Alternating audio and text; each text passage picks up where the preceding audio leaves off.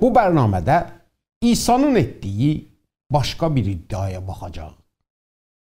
Qoyunlar üçün qapı mənəm. Gəlin görək İsa bunu nə zaman və harada deyir? İsa'nın bu iddiasını Yuhanna rəvayət etmiş İncilin 10-cu fəslində görürük. Yuhanna belə yazır. Doğrusunu sizə deyirəm. Qoyun ağlına qapıdan girməyib, ayrı bir yerdən aşıb girən adam oğru və həramidir. Amma qapıdan girən qoyunların çobanıdır. Qapıçı qapını ona açar və qoyunlar onun səsinə qulaq asarlar. Çoban öz qoyunlarını adları ilə çağırar və eşiyə çıxardar. Bütün qoyunlarını eşiyə çıxardandan sonra onların qabağında gedər və qoyunlar onun dalınca gedərlər. Çünki onun səsini tanıyırlar. Onlar yad adamın dalınca getməzlər. Onun üçün qaçarlar ki, yad adamın səsini tanımırlar.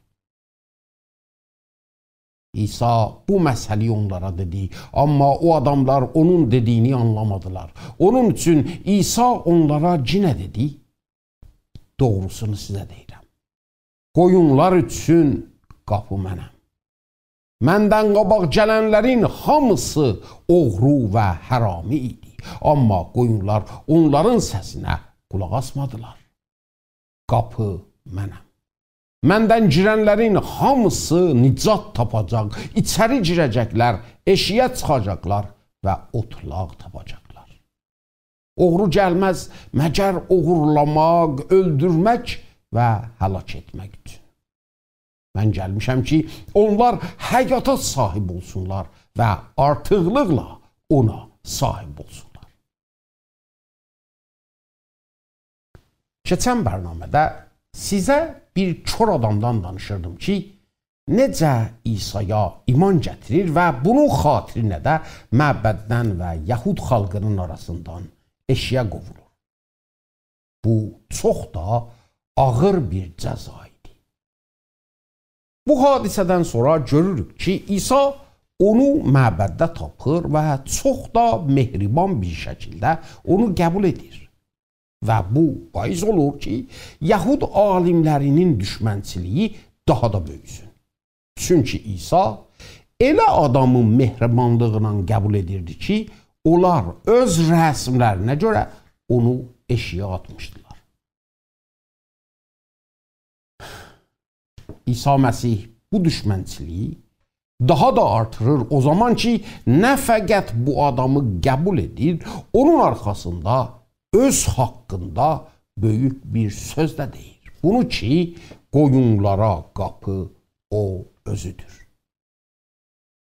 İsa onlara məlum edir ki, nə etdikləri ona əsla mühüm deyil. O adamı istəyirlər atsınlar, istəyirlər atmasınlar.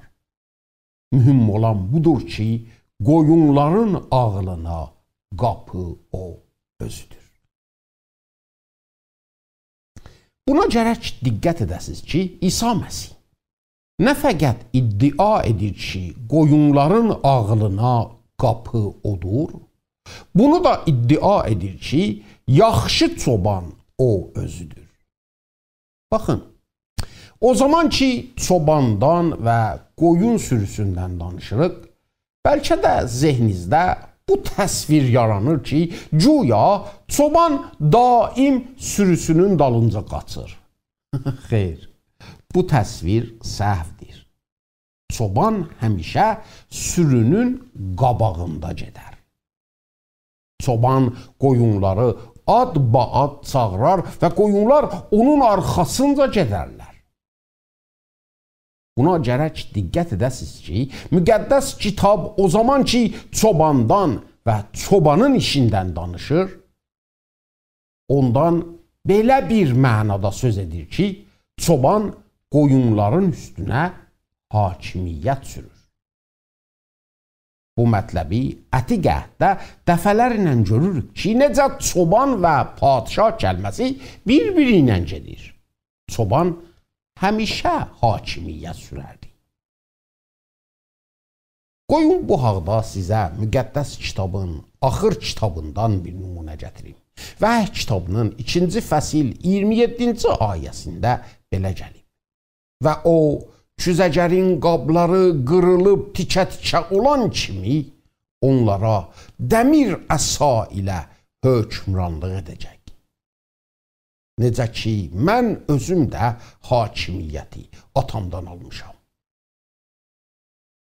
Bu ayə burada Davud Peyğəmbərin yazdığı 2-ci məzmurdan nəqli olunub. Bu ayədə cəlib olan budur ki, hökmranlıq kəlməsi əsl dildə çobanlıq kəlməsidir. O, onlara dəmir əsa ilə çobanlıq edəcək. Buna görə də müqəddəs kitabda çoban kəlməsi həmişə hifazət etməkdən və rəhbərlikdən danışır. Bir padişah kimi. Elə buna görə də burada qoyunların ağılı tarının padişahlığını təmsil edir və çoban da padişahı. Necə bir çoban sürüsünə hökm sürər, elə də padişah öz padişahlığına. İsa'nın burada dediyi ağıl həmən tarının padişahlığıdır. Və İsa bu sözünə din alimlərinin ziddinə durur və deyir ki, hər kəsi istəyirlər eşiyə atsınlar. Onların bu işi mühüm deyil. Mühüm olan budur ki, tarının padişahlığının qapısı o özüdür. Bəs burada gərək bunu anlayaq ki, tarının padişahlığına ancaq və ancaq İsa'nın vəsiləsi ilə girmək olar. Burada gərək buna diqqət edəsiniz ki, iki şəxsdən tələb olunurdu ki, ağla girsin. Birincisi, çobanın özü idi. İsa burada özünü çoban çağırır. Lakin başqa çobanlardan da danışır. İsa burada bu mətləbin üstündə təkid edir ki, çobanların özü də gərək ondan ağla girsinlər. Doğrudan da İsa'nın bu sözdən məqsədi nə idi ki, deyir, çoban onun vəsiləsi ilə padişahlığa girməlidir. Biz Ətiqəhdə buna şahidik ki, necə tarı dalbadal özünü İsrail xalqının çobanı çağırır. Amma bunu da görürük ki, tarı özü bu xalqa insanlardan da çoban təyin edir. Bu çobanların vəzifəsi bu idi ki, tarının çobanlığı altında İsrail xalqına çobanlıq etsinlər, onlara yol göstərsinlər, onların üstündə hökmranlıq etsinlər, onlara mühafiz olub, onları yaxşı yetişdirsinlər. İsa danışdığı sözünə Yahud alimlərinə deyirdi ki, sizin vəzifəz budur ki, İsrailin əsli çobanının nəzarəti altında ki, tarı olsun, gərək bu xalqa çobanlıq edəydiniz. Və siz özünüzü elə görürsünüz ki, güya padişahlığa girmək üçün vəsiləsiz. Amma qoyun sizə deyim ki, çobanlar da gərək ağla girsinlər. Amma siz ki, məni rədd edirsiniz. Mən ki, ağılın qapısıyam. Siz də möhtacsınız ki, padişahlığa girəsiz, Məsih buyurur. Amma siz məni ki, padişahlığın qapısıyam, rədd edirsiniz. İndi görürsünüz ki, İsa və Yahud alimlərinin arasında olan ixtilaf nə qədər böyük idi. Bunun bizim həyatımıza nə dəxli ola bilər? Bu ki, tarının nəzarəti altında adamlar var ki, özlərini xalqın ruhani rəhbərləri bilirlər. Onlara da lazımdır ki, İsa'nı tanısınlar. Əlbəttə ki, mümkündür bir də bəzi adamları rəhbərliyə seçsinlər ki, İsa'ya peyrəv olan adamlar deyirlər. Ona elə də sevgi bağlamayıblar. Ona elə də vəfalı deyirlər. Amma İsa buyurur ki, bu çobanlara da lazımdır ki, qapıdan içəri girsinlər. İndi yaxşı başa düşürsünüz ki, İsa'nın bu sözü Yahudi alimlərini ki, o kör adamı eşiyə qovmuşdular, nə qəzəbə gətirmişmiş. Amma ağıla girən ikinci şəxs qoyunun özü idi. Görün, oxuduğum qismətdə İsa nə deyir? Qapı mənəm, məndən girənlərin hamısı nicat tapacaq. Görün, İsa'nın bu sözü burada necə hamıya şamil olur. Padişahlığa girmək dəvəti hər kəsə şamil olur. Bəlkə də siz özünüzə baxıb, özünüzü elə bir adam görmürsünüz ki, İsa sizə Tanrının padişahlığına girmək icazəsini versin. Amma bu səhih deyil. Əgər Tanrının bütün qanunlarını ayaq altına qoymuş olasınız da, yenə bu padişahlığa dəvət olunubsuz. Amma elə adamlar da var ki, öz gözlərində o qədər özlərini yaxşı görürlər ki, padişahlığa girməyə özlərini möhtac görmürlər. Belə adamlar da var. Əzizlərim, dəvət hamı üçündür. İsa hamını dəvət edir ki, bu padişahlığa girsinlər. Ancaq bunu bilməlidirlər ki, bu padişahlığın qapısı fəqət İsa özüdür. İsa'nın bu sözü əlbəttə ki, din alimlərini qəzəbə gətirirdi və indi də elə çox adamı qəzəbə gətirir. O zaman ki, İsa'dan danışırıq və onu Tanrıya gedən tənha yol tanıdırıq, Tanrının padişahlığına girən tənha qapı tanıdırıq, din alimlərinin fəryadı qalxır. Siz necə cürət edirsiniz İsa'nı Tanrıya gedən tənha yol çağırasınız? Bizim cavabımız budur. Çünki İsa özü belə deyir. Baxın, bizə ancaq bir seçim var və o da budur ki, aya İsa'nın bu iddiasını ki, Tanrının yanına gedən tənha yol, Tanrının padişahlığına girən tənha qapıdır, aya onun bu iddiasına inanırıq ya yox? Bu seçim ancaq o zamanın adamlarının qabağında yox, bu zamanın adamlarının qabağında da durur. Aya biz doğrudan İsa'nın bu sözünə inanırıq, buna ki, əgər İsa'dan ağıla girək, nicat tapacağıq.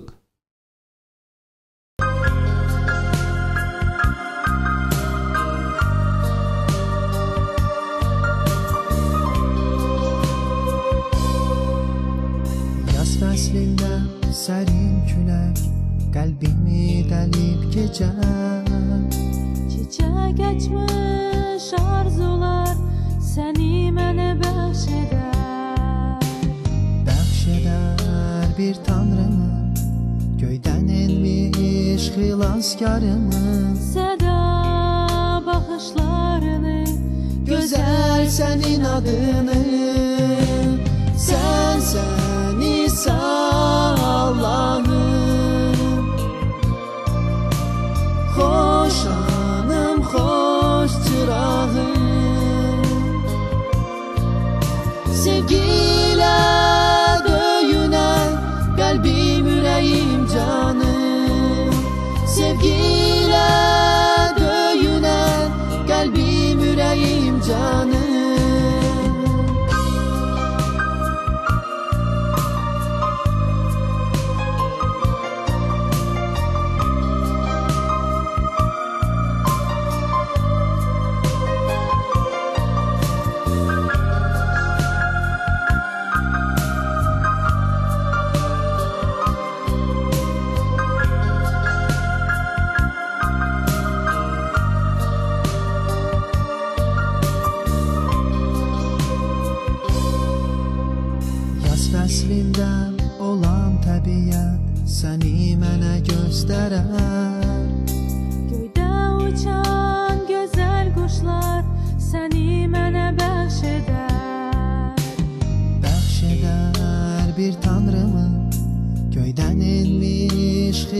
yarımı Səda baxışlarını Gözəl sənin adını Sən İsa Allahım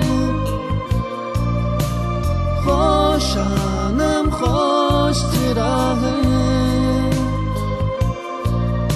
Sevgiyle döyünen Qəlbim, ürəyim, canım Sevgiyle döyünen Qəlbim, ürəyim, canım Sən İsa Allahım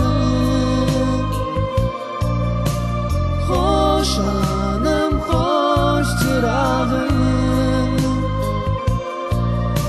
Sevgiyle döyünen Qəlbim, ürəyim, canım Sevgiyle döyünen Qəlbim, ürəyim, canım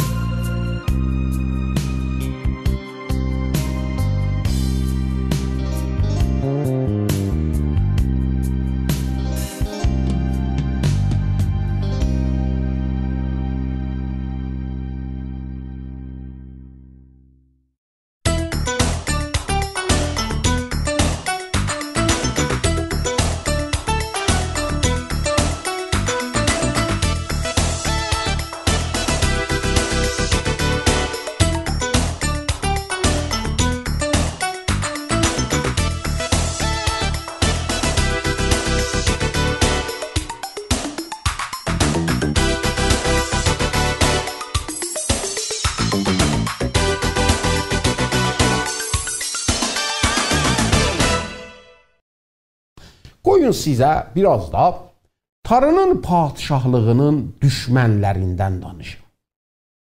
O zaman ki İsa padişahlıqdan danışdı, padişahlığın düşmənlərini anən qəzəbə gətirdi.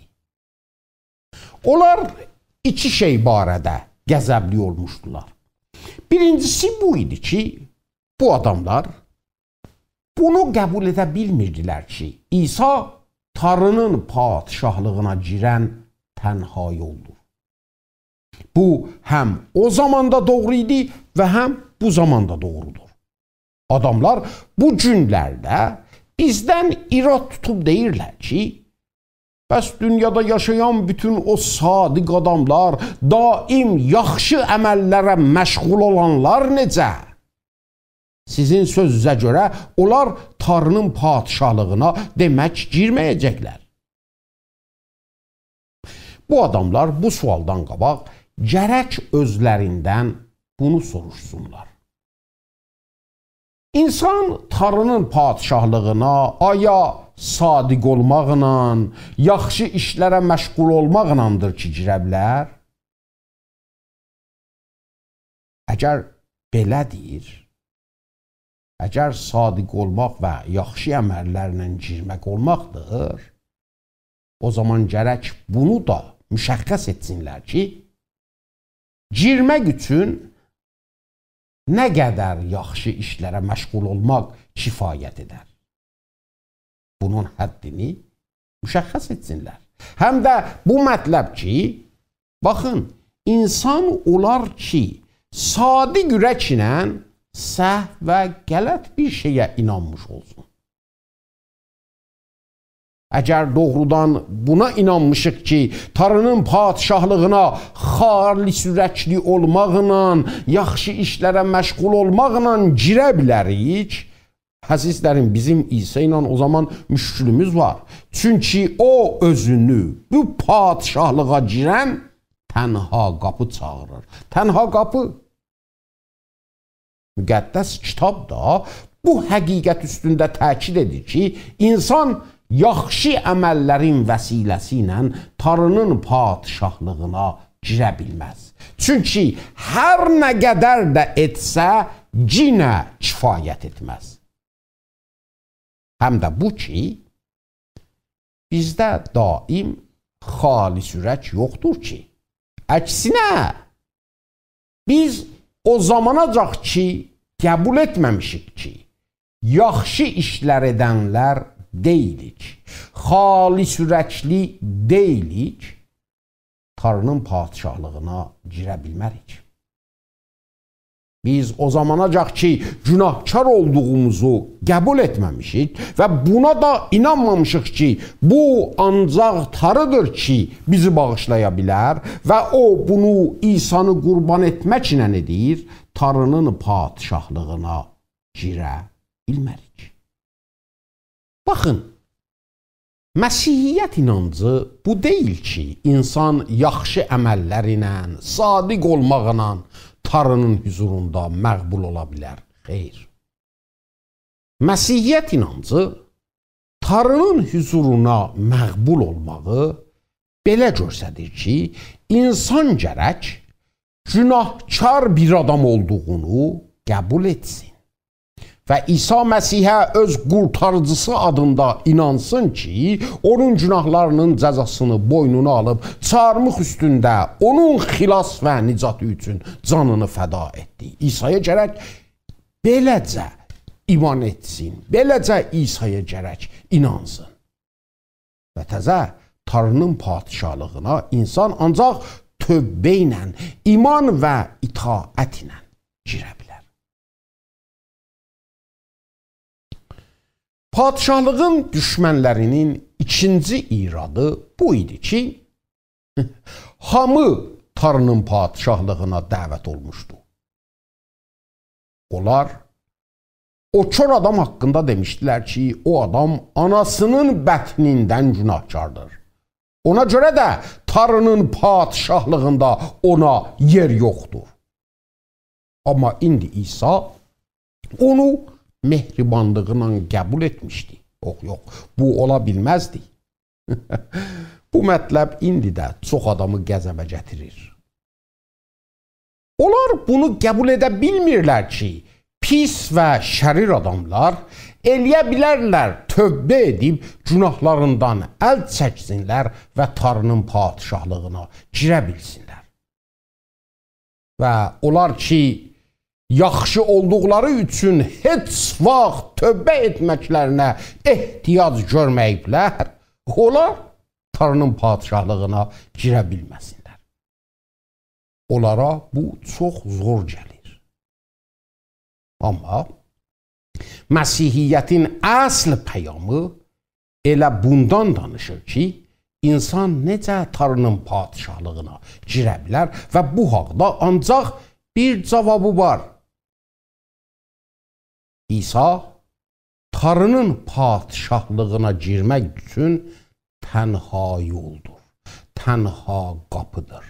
Bilirsiniz niyə? Çünki ancaq o Tanrıya məqbul olan ləkəsiz və qusursuz qurbandır.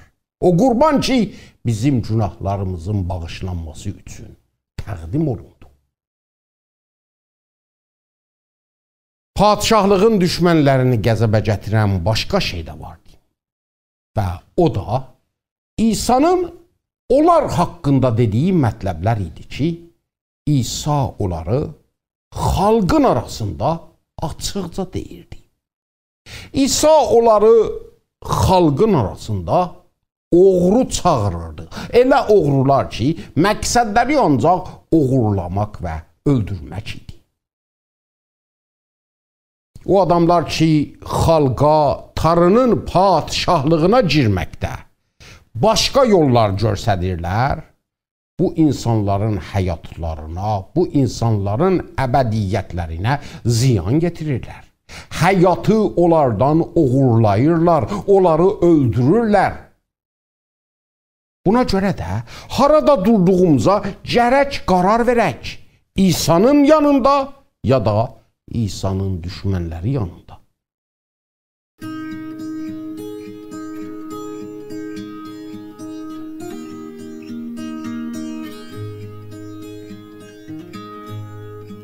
Səninlə qalardım qoynunda olardım İsa ruhumun eşqi Her şey aydındır sana. Tanrı seni çok seviyorum, daha ne diyeyim. Günden güne sana olan eşkim artır benim. Tanrı seni çok seviyorum, daha ne diyeyim. Günden güne sana olan eşkim artır benim. Seninle kalardım koynunda, olardım İsa ruhumun eşki. Her şey aydındır sana. Tanrı seni çok seviyorum, daha ne diyeyim.